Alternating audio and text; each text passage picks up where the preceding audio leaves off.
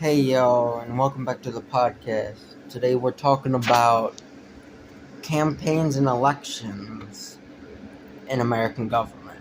Now, let's start with something that I like to start with. What is the difference between elections in the United States and those in authoritarian and totalitarian states? Okay. In a democracy like the United States, elections are considered free and fair. For an election to be free and fair, certain civil liberties such as freedom of speech, association, and assembly are required. Democratic elections are characterized by political parties and civic groups who mobilize and organize supporters and share alternative platforms with the public. Elections are competitive and the results considered to reflect the will of an informed citizenry. Democratic elections are periodic, inclusive of all citizens and defend. Hold on, my bad. Definitive. Definitive. Yeah, yeah. Quite the opposite is true of totalitarian states. Elections staged by right-wing dictatorships, Marxist regimes, and single-party governments may lend an aura of legitimacy, but in fact lack opposition parties and fair and free power of the state rather than of the free choice of citizens. Because abstaining from the vote might be interpreted as an expression of hostility toward the government and power. Election results are generally heavily skewed in favor of the government. These scenarios are typical of authoritarian or totalitarian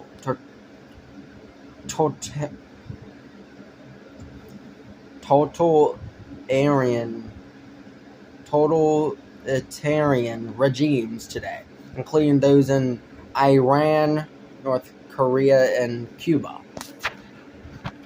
In recent years, elections have been a prime vehicle for democracy, well, democratization, yeah, as as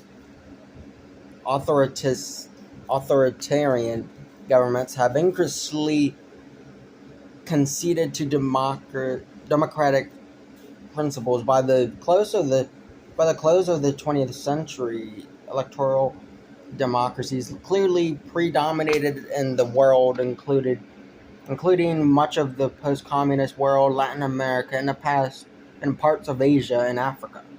According to Freedom House, a nonpartisan organization that monitors political rights and civil liberties around the world, electoral democracies, which are political systems whose leaders are elected in competitive multi-party and multi-candidate processes in which opposition parties, or opposing parties, shall I say, to be exact, have a legitimate chance of attaining power.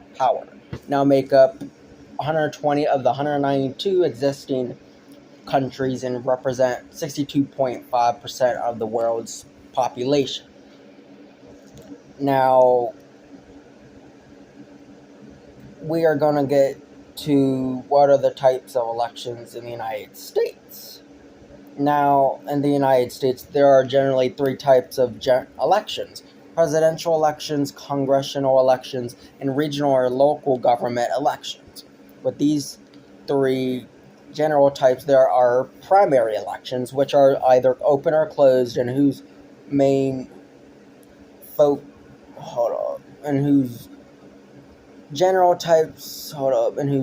function is to decide which candidates will represent their parties and which candidates will fill public offices. Primaries are contest between candidates within each party, and whereas general elections are contests between candidates of opposing parties. In addition, opportunity. Uh, in addition, there are three other types of elections. The initiative, which gives citizens an opportunity to propose legislation and present it to the state electorate for popular vote.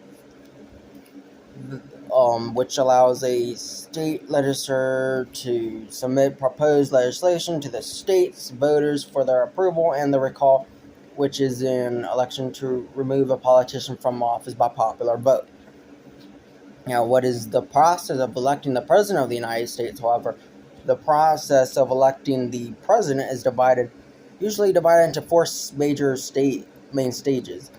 The pre-nomination stage, during which the candidates compete in state primary elections and caucuses for delegates to the national party conventions.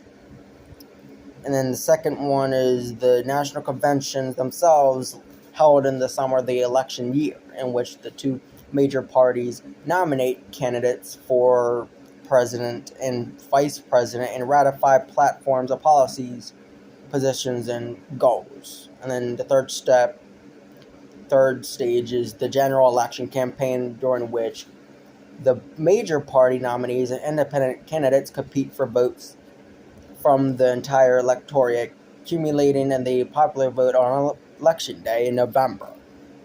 And the final stage, number 4, the electoral college phase, in which the president and the vice president are officially elected.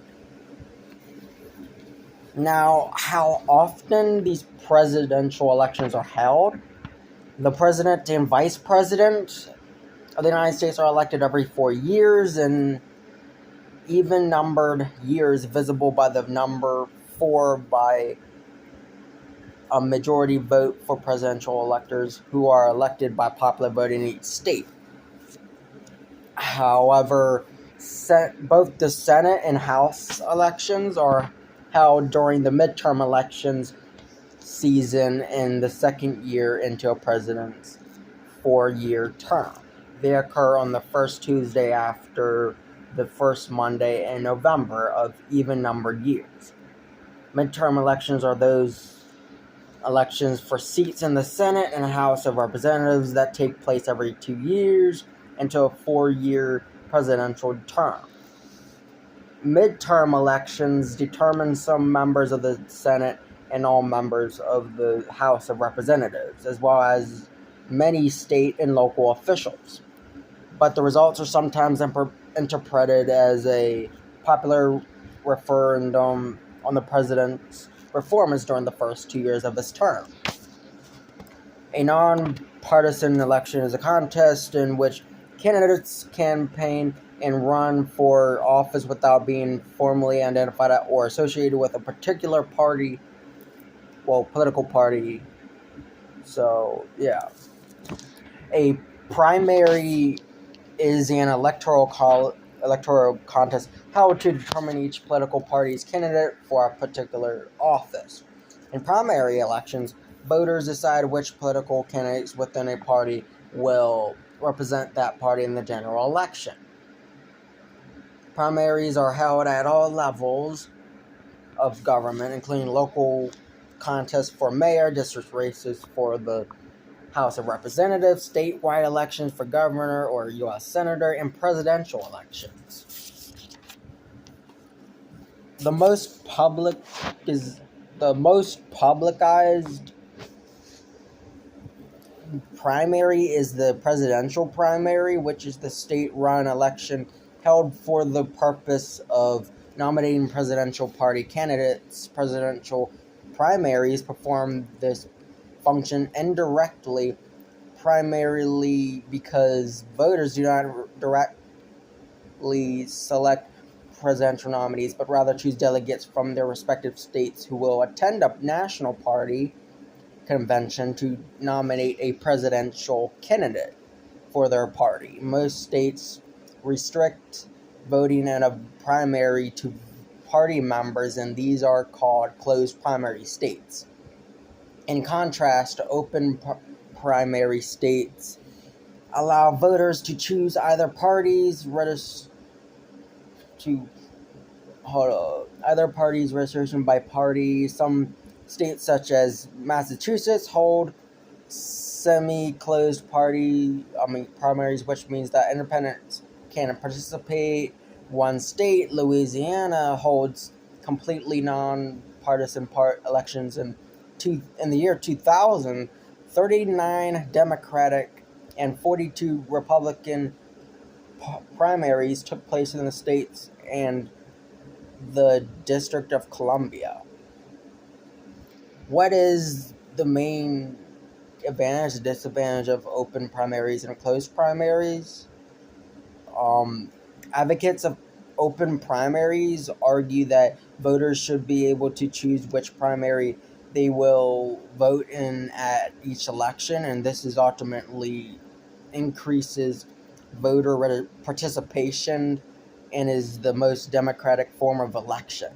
Party organizations prefer closed primaries because they promote party unity and keep those with no allegiance to a party from influencing its choice, as happens in crossover voting when members of rival parties vote for the weakest candidate in the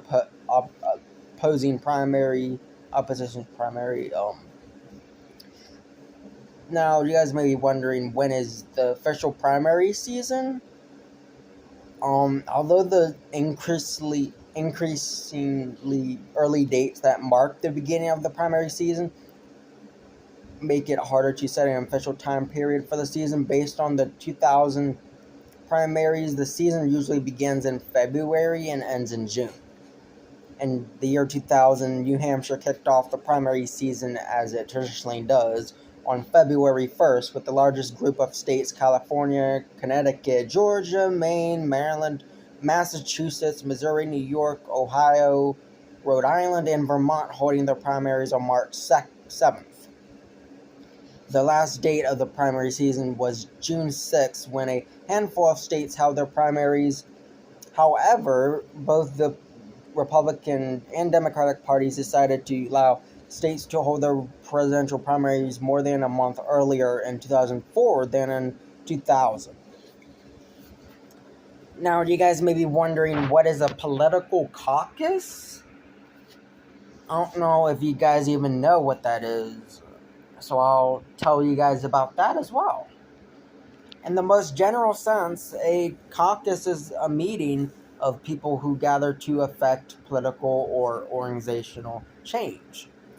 In American presidential politics, the term political caucus has come to mean a meeting of each party's local political activists, party members, and leaders to select nominees for public office and conduct other business. In the presidential nominating process, the caucus is often used in combination with a state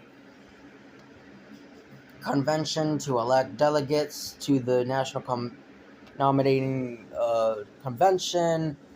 In what is referred to as a layered caucus system, local party activists work at the precinct level to select delegates to county meetings, who in turn select delegates to state meetings. The state level conventions then select delegates to their party's national nominating convention, thus indicating which presidential candidate is preferred by each state party's members. The overall effect of the party political caucus is to democratize presidential nominations by determining candidate preferences at the precinct level and then moving them forward. In the 2000 presidential election, both state parties in 9 states selected delegates using the caucus process. Democrats scheduled caucuses in 3 additional states as well. So the main argument is what I've been told The main argument for the primary as a presidential election selection vehicle is that it is open to everyone who wants to vote, not just party activists. Representatives of a wide variety of groups are in theory eligible to win the presidency, and primaries are the most representative means of nominating presidential candidates because they both measure a candidate's popularity and challenge the candidate to display his or her leadership and communications skills under pressure. Activists of caucuses argue that although primaries attract more participants than caucuses, cause participation allows more time with the candidates. Attendees spend several hours learning about the political process and the goals of the party, listening to candidate speeches, and sizing up party leaders and elected officials in ways that aren't possible in the fast-paced primary atmosphere. Because primaries tend to get extensive media coverage, voters can easily be swayed. Critics of primaries also argue that the way they are scheduled unfairly affects their outcome. New Hampshire, simply by far of being the first state to hold its primary, receives much more media attention than the other states. Although arguments for regional primaries, where the nation is divided into 5 or 6 distinct geographical regions that all hold their primary elections on the same day, occasionally surface. At present, the primary is the pre-convention contest preferred by a majority of the states. Now, how does the party nominate political candidates? I will tell you guys that right now. Party conventions are the ratifying bodies that confer the nomination upon the candidate who won it in state contests during the primary season. The primary season gradually reduces the playing field of major party candidates as the accelerated pace of the primary narrows out candidates who fall short of expectations and thus find it difficult to raise the money they need to sustain their runs. The reforms of the past 30 years have changed, though, the dynamics of the nominating process by closely tying the allocation of delegates to electoral performance. In years past, a candidate could compete in a selected number of primaries to demonstrate his or her popular appeal. Today, however, the nomination goes to the candidate who holds a majority of delegates in the primaries and caucuses. Yeah, based on statistics, yeah. Okay, now I will begin on this concept called ticket balance. Okay, an active ingredient in contemporary vice president nominations, ticket balance refers to matching the presidential candidates with a vice presidential nominee whose geographical support, age, and political ideology are different from those of the presidential candidate, thus maximizing the diversity of the ticket. For example, a presidential nominee perceived as liberal will often choose a more conservative running mate. Yeah. In the interest of continuity, incumbent presidents seeking re-election usually select their current vice president as running mates, although there have been exceptions. In 1956, for example, Republican leaders unsuccessfully urged President Dwight Eisenhower to replace Vice President Richard Nixon in 1976. Vice President Nelson Rockefeller announced that he would not seek the nomination, widely interpreted by political analysts as an effort to allow a more conservative candidate to take his place in order to bolster President Gerald Ford's candidacy. In the November 2000 presidential elections, Al Gore broke new ground by nominating Connecticut Senator Joseph Lieberman as his vice presidential running mate. I think that's how you pronounce it. Marking the first time as a person of Jewish descent had run on a major party ticket. Now, candidates for the presidency and vice presidency representing the major political parties automatically have their names placed on the general election ballot in all of the states, while minor party candidates must satisfy various state requirements, such as gaining a requisite degree of public support in the form of petition signatures established in a state mandated organizational structure, or having a polled number of, or having polled a required number of votes in the most recent statewide election. All states also provide for independent candidates to be included on the general election ballot. Yeah, in almost all cases, independent candidates must submit a certain amount of petitions by registered voters in order to gain ballot access. Major party congressional candidates are given automatic ballot access in all states, while minor party and independent candidates must meet various state requirements, such as the submission of petition signatures, as well as of registered voters in order to be placed on the general election ballot.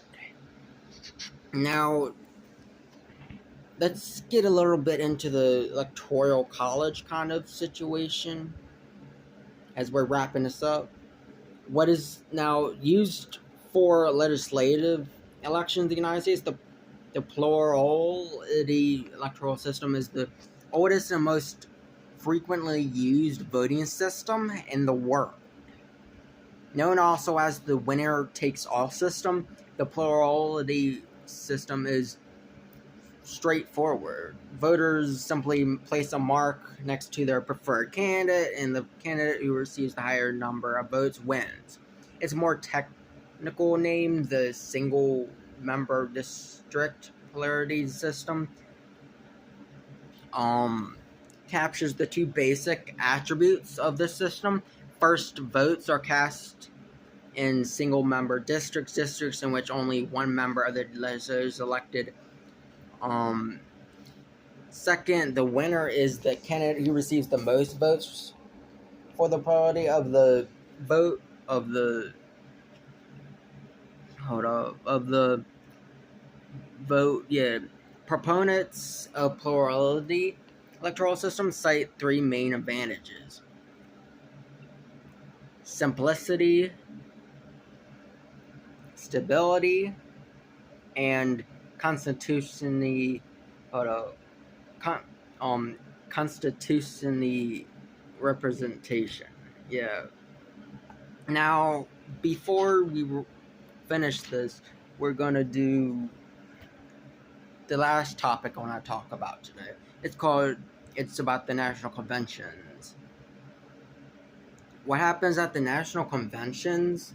The spring of an election year is characterized by vigorous campaigning for primaries and caucuses nationwide. Climaxing at the national convention of the political parties, the national conventions are said to jumpstart the general election campaign for the presidential candidates. Once at the national party conventions, delegates from the states cast votes for the person who will represent the political party in the November general election. In order to secure a party's nomination, a candidate must receive a majority of the delegates' votes. Now, it is not unusual for delegates to vote several times before one candidate secures the majority of the votes and officially becomes the party's candidate for the presidential race. If a president is running for re-election, this nomination process must still be completed. However, even if the president does not face any opposition from within his own political party, the National Convention still takes place. Now, how are delegates to the National Convention chosen? There are significant differences from state to state in the way National Convention delegates are chosen. Many states even Many states even have different rules for choosing Democratic and Republican delegates. Some states even have different rules for choosing Democratic and delegates. And yeah, I just said that. My bad. Yeah, I woke up pretty tired this morning.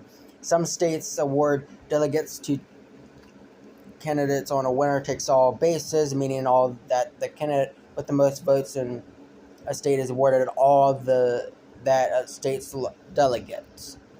Other states award delegates in proportion to each candidate's share of the primary vote. Some delegates are office holders in state party organizations, but many others are chosen in primary elections held in most states to select delegates. In addition, delegates can be pledged or unpledged to vote for the same candidate the voters in his or her state or district supported in the primary. And these rules vary widely by state. The number of delegates has risen over the years. In 2000, the Democratic National Convention had 4,337 delegates and 610 alternates, while the Republican National Convention had only 2,066 delegates and an equal number of alternates. Yeah. Now, superdelegate is a term used for an unpledged delegate to the National Convention who is seated automatically and chooses for himself for whom he votes. Primarily associated with the Democratic National Convention, superdelegates consist of party leaders and elected Democrats that are typically more moderate and more politically seasoned than pledged Democrats. In 2016, 712 delegates made up approximately 15% of the total Democratic delegation. And I will continue this topic hopefully by tomorrow or Thursday, maybe Friday. And I hope you guys like this video. Don't forget to give me a thumbs up, click that notification bell, and subscribe. I'll catch you on the next one. Peace.